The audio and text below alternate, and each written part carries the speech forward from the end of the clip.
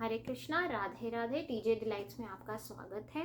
आज हम डे 7 भागवत कथा पार्ट 2 को सुनेंगे। तो आइए पहले प्रभु की प्रार्थना से शुरू करते हैं। वक्रतुंड महाकाय सूर्यकोटि समप्रभ निर्विघ्नं कुरु मे देव सर्वकार्येषु सर्वदा। इतना तो करना स्वामी जब प्राण तन से निकले, गोविंद नाम लेकर फिर प्राण तन से निकले। श्री गंगा जी का तट हो या यमुना जी का तट हो, मेरा सांवरा निकट हो जब प्राण तन से निकले। श्री वृंदावन का थल हो, मेरे मुख में तुलसी दल हो, विष्णु चरण का जल हो जब प्राण तन से निकले। वह सांवरा खड़ा हो, बंसी का स्वर भरा हो, तिरछा चरण धरा हो जब प्राण तन से निकले। सिर सोहना मुकुट हो, मुखड़े पे काली लट हो, यही ध्यान मेरे घट हो जब प्राण तन से निकले। जब प्राण कंठावे, कोई रोग ना सतावे, यमदर्श न दिखावे जब प्राण तन से निकले। मेरे प्राण निकले सुख से, तेरा नाम निकले मुख से, बच जाऊं घोर दुख से जब प्राण तन से निकले। उस वक्त जल्दी आना, नहीं शाम भूल जाना, बंसी की धुन सुनाना, राधा जी को संग में लाना जब प्राण तन से निकले। बोले बांके बिहारी लाल की जय। गुरु ब्रह्मा गुरु विष्णु गुरुर्देवो महेश्वरा, गुरुर साक्षात् परब्रह्म तस्मै श्री गुरुवे नमः। वंशी शोभित कर मधुर नील जलतन श्याम, अरुण अदर जनु विमल फल नयन कमल अभिराम। पूर्ण इंद अरविंद मुख पीतांबर शुभ साज, जय मनमोहन मदन छवि कृष्ण चंद्र महाराज। श्री बांके बिहारी तेरी आरती गाऊं, हे गिरधारी तेरी आरती गाऊं। आरती गाऊं प्यारे आपको रिझाऊं, श्री श्याम सुंदर तेरी आरती गाऊं, हे गिरवर तेरी आरती गाऊं। मोर मुकुट प्यारे शीश पे सोहे, प्यारी वंशी मेरो मन मोहे। देख छवि बलिहारी मैं जाऊं, श्री बांके बिहारी तेरी आरती गाऊं। चरणों से निकली गंगा प्यारी, जिसने सारी दुनिया तारी, उन चरणन के मैं दर्शन पाऊं, श्री बांके बिहारी तेरी आरती गाऊं। दास अनाथ के नाथ आप हो, सुख दुख जीवन प्यारे साथ आप हो। हरि चरणन में मैं शीश नवाऊं, श्री बांके बिहारी तेरी आरती गाऊं। श्री हरिदास के प्यारे तुम हो मेरे, मोहन जीवन धन हो। मैं भी तो तेरा दास कहाऊं, श्री वृंदावन वास में पाऊं, श्री बांके बिहारी तेरी आरती गाऊं। संग में विराजे राधा प्यारी, ललिता विशाखा सखियां सारी। देख युगल छवि भली भली जाऊं, श्री बांके बिहारी तेरी आरती गाऊं। श्री कुंज बिहारी तेरी आरती गाऊं, श्री बाल कृष्ण तेरी आरती गाऊं, हे गिरवर तेरी आरती गाऊं। बोली बांके बिहारी लाल की जय। श्रीमद् भागवत पुराण की जय। श्री सुखदेव जी महाराज की जय। तो कल हमने क्या सुना था? ठाकुर जी के दूसरे, तीसरे और चौथे विवाह का वर्णन। तो अब तक ठाकुर जी की 4 पटरानियां आ चुकी हैं। कौन कौन सी? सबसे पहले रुक्मणी जी, जामवंती जी, सत्यभामा जी और यमुना मैया। तो ठाकुर जी के 4 विवाह हो चुके हैं। अब बात आती है ठाकुर जी के 5वें विवाह की। ठाकुर जी की देखिए 8 पटरानियां थी और भागवत में इन 8 विवाहों का वर्णन है। 8 पटरानियों के साथ। ठाकुर जी के पूरे कुल का भी वर्णन है भागवत में। तो हम धीरे धीरे एक एक करके आगे बढ़ाएंगे अपनी कथा को। तो ठाकुर जी का जो 5वां विवाह है वो किसके साथ हुआ है? भद्रा जी के संग। और इसके बाद इनका 6वें विवाह का वर्णन आता है। इनकी एक पटरानी हुई है लक्ष्मणा जी भी। और इनकी जो 6वां विवाह है वो हुआ है मित्र वृंदा के साथ। फिर 7वां विवाह आता है इनका लक्ष्मणा जी के साथ। और 8वीं जो पटरानी है वो हुई है नग्नचीती ठाकुर जी की। ऐसे ठाकुर जी के 8 विवाहों का भागवत में एक एक कर एक एक कथा का वर्णन है। इसके बाद ठाकुर जी के जो 16,100 विवाह हैं उनकी कथा आती है। तो नारद जी जो हैं उनके पास सारे देवता जाते हैं और उन्हें प्रार्थना करते हैं कि आप श्री हरि, श्री विष्णु भगवान के पास जाइए और उनको पृथ्वी लोक पर जाकर, क्योंकि तब भगवान ने किनका अवतार लिया हुआ था? श्री कृष्ण का। तो उनको पृथ्वी लोक पर जाकर ये बताइए कि ये जो असुर है, कौन सा असुर? भौमासुर, इससे हम अत्यंत परेशान हैं, तो आप हमारी इससे रक्षा कीजिए।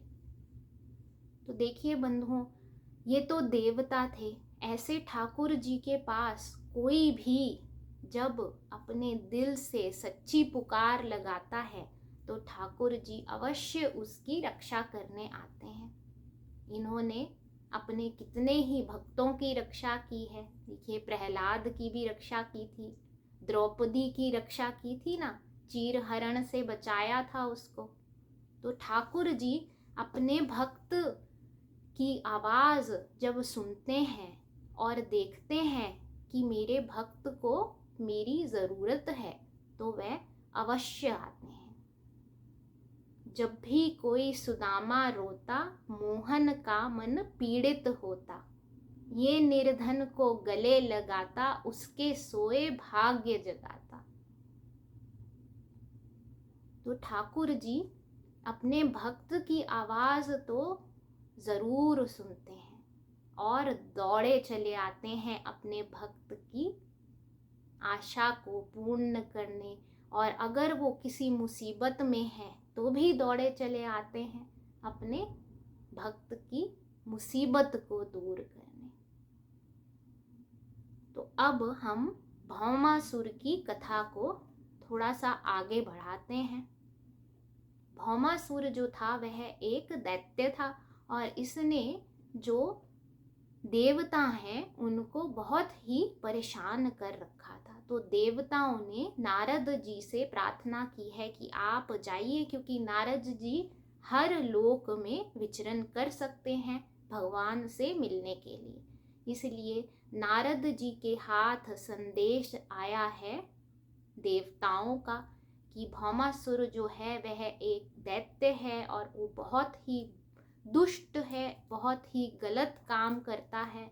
और उसने अपने राजमहल में 16,100 कन्याओं को, राजकन्याओं को कैद करके रखा हुआ है। अब प्रभु ने भौमासुर को पार लगाया है और जो ये 16,100 राजकन्याएं हैं इनको प्रभु ने छुड़ाया है। और इनको प्रभु कहते हैं कि हे देव कन्याओं, हे राजकन्याओं, आज से तुम मुक्त हो, तुम आजाद हो, अब तुम बाहर जा सकती हो, अपने घर जा सकती हो। अब इन कन्याओं ने ठाकुर जी से आगे प्रार्थना की है कि हे ठाकुर, हम कितने सालों से इस कैद में हैं, अब अगर हम यहाँ से बाहर भी जाती हैं तो भला कौन हमें अपनाएगा, और जब तुम स्वयं आकर हमें छुड़ा रहे हो, तो अब हम तुम्हें छोड़कर कहाँ जाएं? तुम ही हमें अपना लो सदा के लिए, क्योंकि हमें तो और कोई रास्ता नजर नहीं आता है। तो ठाकुर जी ने इनसे भी 16,100 कन्याओं से विवाह किया है। 16,100 मंडप बने हैं और विधिवत ठाकुर जी का इनसे विवाह हुआ है। आगे ठाकुर जी का वंश बढ़ा है। हर एक महल एक रानी का, 16,108 रानियां और पटरानियां ठाकुर जी की। हर एक के साथ प्रभु अपनी लीला करते हैं। हर एक से इनके 10 बच्चे होते हैं। आगे प्रभु के बच्चे की भी कथा है भागवत में। कैसे प्रभु अपनी दिनचर्या करते हैं उसका वर्णन है। बड़ा ही सुंदर वर्णन है कि आप सोचिए, स्वयं श्री हरि अपना परिवार को कैसे चलाते हैं, कैसे जब उनका मन करता है, जो उनका मन करता है वही मौसम, वही ऋतु आ जाती है और उसमें प्रभु अपनी लीलाएं दिखाते हैं। इसका भागवत में अति प्रिय वर्णन है। ठाकुर जी की भागवत में इसका पूरा, ठाकुर जी की कैसे सुबह की दिनचर्या है, वे दोपहर को क्या करते हैं, सब चीज का कैसे वह अपना राजा का कर्तव्य निभाते हैं, कैसे एक पिता का कर्तव्य निभाते हैं, एक पति के कर्तव्य निभाते हैं, उस सब का भागवत में वर्णन है। देखिए, जिसने भी ठाकुर जी के आगे सब कुछ छोड़ दिया है और उनको अपना बनाया है, तो ठाकुर जी ने वह रिश्ता जरूर निभाया है। बात है रिश्ता दिल से निभाने की। अगर आप रिश्ता दिल से निभाएंगे ना, तो आप तो फिर भी चूक सकते हैं, लेकिन जो ठाकुर जी है ना, वे कभी नहीं चूकेंगे। इससे एक छोटी सी कहानी याद आती है, वो आपसे कहती हूँ। वृंदावन में बांके बिहारी मंदिर तो आप सभी जानते होंगे। बांके बिहारी मंदिर में एक गोसाई जी थे। ठाकुर जी से बहुत प्रेम करते थे। अब सेवा भी करते थे ठाकुर जी की, रोज सेवा करते थे। तो आप लोग जानते होंगे कि ठाकुर जी का नित्य प्रति दिन में 4 से 6 बार श्रृंगार होता है। हर बार उनके कपड़े जो हैं वे भीगे हुए पाए जाते हैं। क्यों? कहते हैं कि ठाकुर जी अपने भक्तों के प्रेम में इतने पसीज जाते हैं कि उनके कपड़े भीग जाते हैं। और ये भी आपको मालूम होगा कि ठाकुर जी का जो दरबार है वह 2 मिनट के लिए खुलता है और फिर पर्दा कर दिया जाता है। क्यों? क्योंकि सब दीवाने आते हैं, सब पागल आते हैं, और वो जो उन सब पागलों का डॉक्टर है ना, वो कब अपने किसी बीमार को ठीक करने चल दे, इसका कोई भरोसा नहीं है। तो इसीलिए जो गोसाई हैं वह पर्दा कर देते हैं। और जब दूर दूर से पहुंचते हैं भक्तजन और वो पर्दा हटता है और ठाकुर जी की वो झलक दिखाई देती है, उनका श्रृंगार दिखाई देता है, उसका वर्णन बस आप मन में ही उस आनंद को प्राप्त कर सकते हैं। क्योंकि जब तक आप बाहर निकलते हैं, वो डॉक्टर ऐसा है कि आपकी सुध-बुध ही खो देता है। नजरों से पिलाता है ना नशा, तो उस नशे में खो जाते हैं हम लोग और याद ही नहीं रहता कि क्या तो श्रृंगार था आज ठाकुर का और क्या ही दिख रहा था ठाकुर। और नहीं गए हैं वृंदावन तो अवश्य जाइए। प्रभु से ही कहिए कि प्रभु हमें वृंदावन बुलाइए। वृंदावन धाम प्रेम का धाम है। तो हम अपनी ठाकुर जी की कथा को थोड़ा बढ़ाते हैं कि अब जो गोसाई जी हैं उनको ठाकुर जी से प्रेम है। उनने ठाकुर जी से रिश्ता बनाया। क्या रिश्ता बनाया? कि पुत्र का रिश्ता बनाया, पिता और पुत्र का रिश्ता। तो अब जब ठाकुर जी से पुत्र का रिश्ता है तो दिल से है, तो ठाकुर जी तो अवश्य निभाएंगे। अब ये क्या करते थे? रोज ठाकुर जी को नित्य प्रति उनकी पूजा, उनकी आरती, उनका श्रृंगार के बाद ऊपर जहाँ एक सीढ़ी से जाकर ऊपर रास्ता है और ऊपर बहुत से भक्त जन बैठ के जाप करते हैं ठाकुर जी का, ये भी वहीं पर ठाकुर जी का जाप करते थे। एक दिन ये जब ठाकुर जी को श्रृंगार कर रहे थे तो इनका मन बहुत भारी हो गया। कभी कभी होता है ना कि हम जिससे बहुत प्यार करते हैं, चाहे वो अपना बच्चा हो, कभी कभी ऐसे ही प्रेम की भावना में भी मन भारी हो जाता है। तो ऐसे ही इनका भी मन जो है वह भारी हो गया। अपने मन को दृढ़ करके ये ऊपर प्रभु को स्मरण करने गए हैं और आंखें बंद करते हैं तो आवाज आती है, बाबा बाबा मोको बंदर से बचाओ, बाबा मोको बंदर से बचाओ। अब ठाकुर जी को क्या माना इन्होंने? बच्चा। तो इनको बालक की ही आवाज आई है। तो ये एक बार तो अपनी आंखें खोल के सोचते हैं कि ठाकुर मुझे बुला रहा है, मेरा पुत्र मुझे बुला रहा है। फिर इनको अपने ध्यान का, अपने ज्ञान का स्मरण होता है। तो ये सोचते हैं कि वो तीनों लोक का मालिक, वो मदारी जिसने हम सबको कठपुतली की तरह नचाया हुआ है, वो क्या बंदर से डरता होगा? ये मेरे मन का भ्रम है। तो अपना स्मरण करने के लिए फिर आंख बंद करते हैं। आंख बंद करते हैं तो फिर से, बाबा मुझको बचाओ, मुझको बंदर से डर लगता है। ऐसा जब 2-3 बार होता है तो ये ठाकुर जी से ही कहते हैं कि ठाकुर जी ये कैसी लीला दिखा रहे हो आज आप। रोते हैं, मन तो पहले ही भारी था। तो ठाकुर जी इनको कहते हैं कि बाबा तुमने ही तो मेरे को पुत्र रूप में प्रेम किया है, तो अब अगर मैं बालक हूँ, तुम्हारा पुत्र हूँ, तो मुझे बंदर से डर भी लगेगा और तुम्हें मुझे बचाना भी पड़ेगा। तो बोलो बांके बिहारी लाल की जय।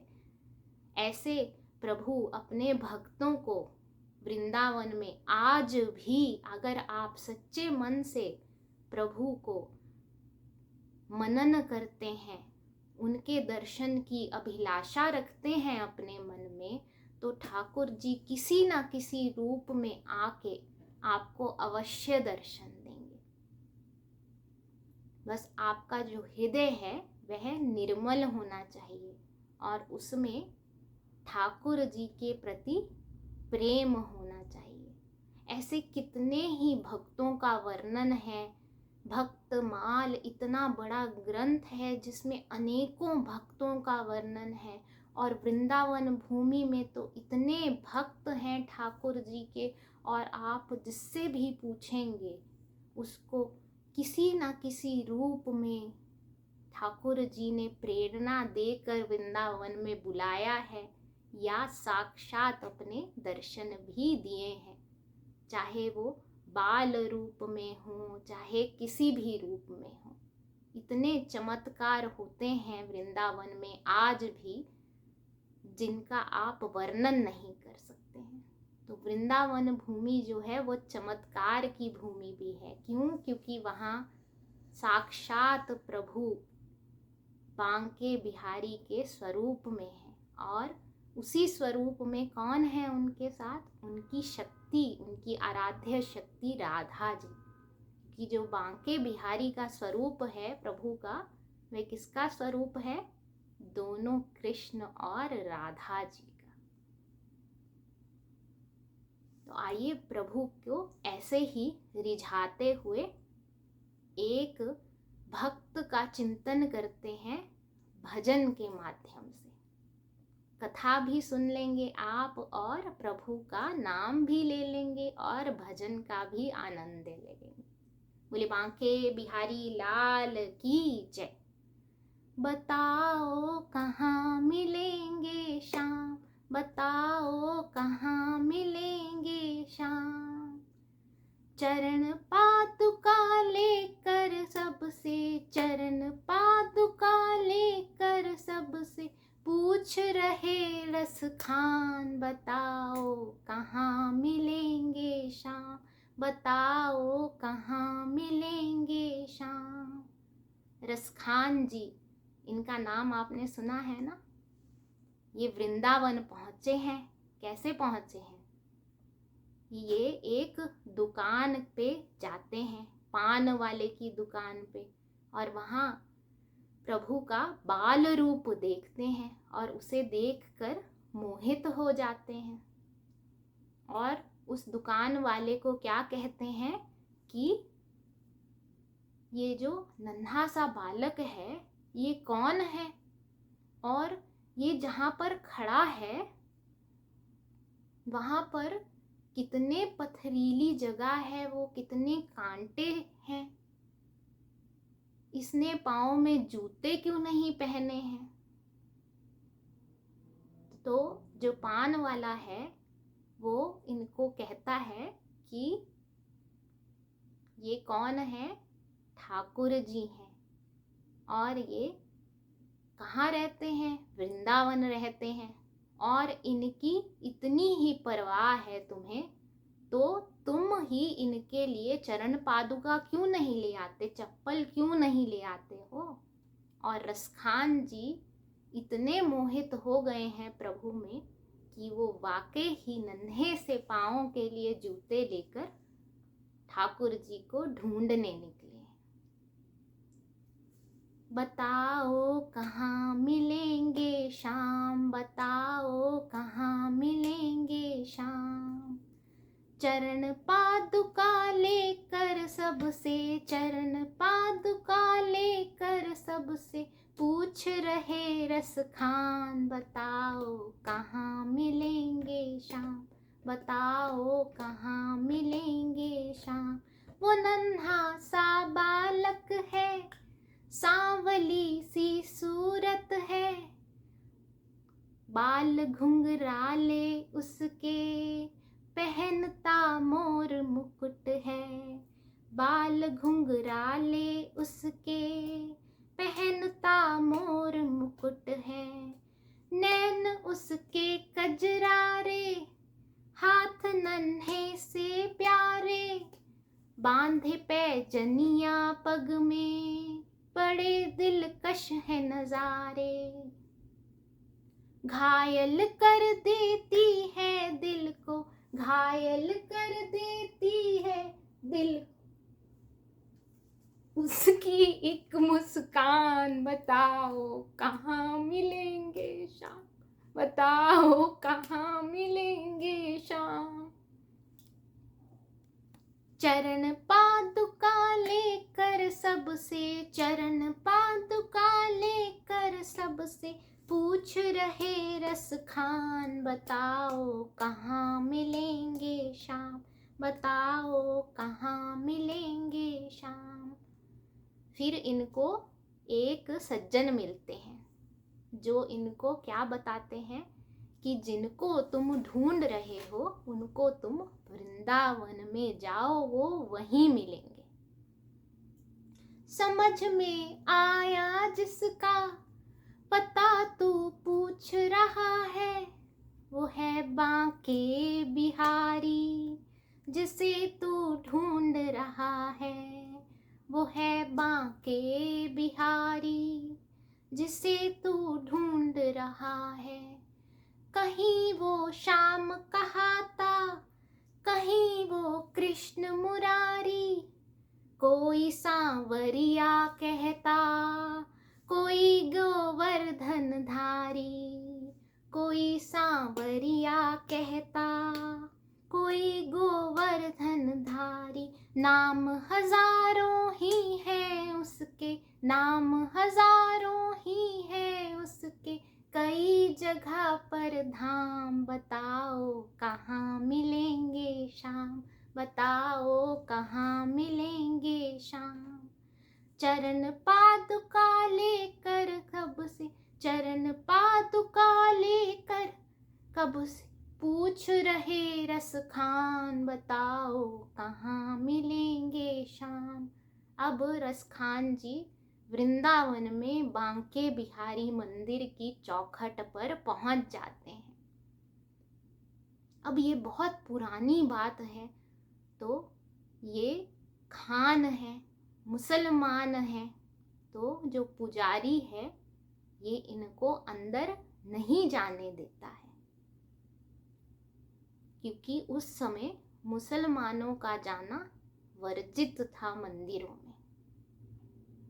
तो ये क्या कहते हैं पुजारी से, मुझे ना रोको भाई, मेरी समझो मजबूरी। शाम से मिलने दे दो, बहुत है काम जरूरी।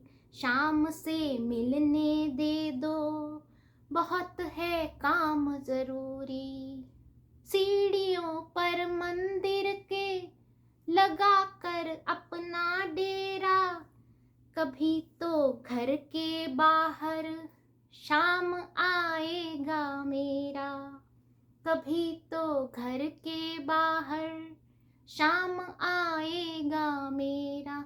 इंतजार करते करते ही, इंतजार करते करते ही, सुबह से हो गई शाम। बताओ कहाँ मिलेंगे शाम, बताओ कहाँ मिलेंगे शाम। चरण पादुका लेकर कब से, चरण पादुका लेकर कब से, पूछ रहे रस खान। बताओ कहाँ मिलेंगे शाम, बताओ कहाँ मिलेंगे शाम। जाग कर रात बिताई, भोर होने को आई, तभी इसके कानों में एक आहट सी आई। तभी इसके कानों में एक आहट सी आई। वो आगे पीछे देखे, वो देखे दाएं बाएं, वो चारों ओर ही देखे, नजर कोई ना आए। वो चारों ओर ही देखे, नजर कोई ना आए। झुकी नजर तो कदमों में ही, झुकी नजर तो कदमों में ही, बैठा नन्हा श्याम। बताओ कहाँ मिलेंगे शाम। तो ठाकुर जी ने इनको बाल रूप में दर्शन दिए हैं और इन्होंने खुशी से झूम कर ठाकुर जी को गोद में उठाया है और बहुत ही प्रेम किया है ठाकुर जी से। खुशी से गदगद होकर गोद में उसे उठाया, लगा कर के सीने से बहुत ही प्यार लुटाया। लगा कर के सीने से बहुत ही प्यार लुटाया। पादुका पहनाने को जूं ही पाँव उठाया, नजारा ऐसा देखा कलेजा मुंह को आया। नजारा ऐसा देखा कलेजा मुंह को आया। कांटे चुभ चुभ करके घायल, कांटे चुभ चुभ करके घायल हुए थे नन्हे पाँव। बताओ कहाँ मिलेंगे शाम, बताओ कहाँ मिलेंगे शाम। चरण पादुका लेकर कब से, चरण पादुका लेकर कब से, पूछ रहे रस खान। बताओ कहाँ मिलेंगे शाम, बताओ कहाँ मिलेंगे शाम। अब इन्होंने क्या देखा है कि ठाकुर जी के पाँव जो हैं वे तो पूरे घायल हो चुके हैं। तो ये ठाकुर जी से कहते हैं, खबर देते तो खुद ही मैं मिलने आता, ना इतने छाले होते, ना चुभता कोई कांटा, ना इतने छाले पड़ते, न चुभता कोई कांटा। ठाकुर जी इनको क्या कहते हैं, छवि जैसी तू मेरी बसा कर मन में लाया, उसी ही रूप में तुझसे यहाँ मैं मिलने आया। गोकुल से मैं पैदल आया, गोकुल से मैं पैदल आया, तेरे लिए ब्रज धाम, बताओ कहाँ मिलेंगे शाम, बताओ कहाँ मिलेंगे शाम। शाम की बातें सुनकर कवि वो हुआ दीवाना, कहता मुझको भी दे दो अपने चरणों में ठिकाना, कहा मुझको भी दे दो अपने चरणों में ठिकाना। तू मालिक है दुनिया का ये मैंने जान लिया है, लिखूंगा पद तेरे ही ये मैंने ठान लिया है।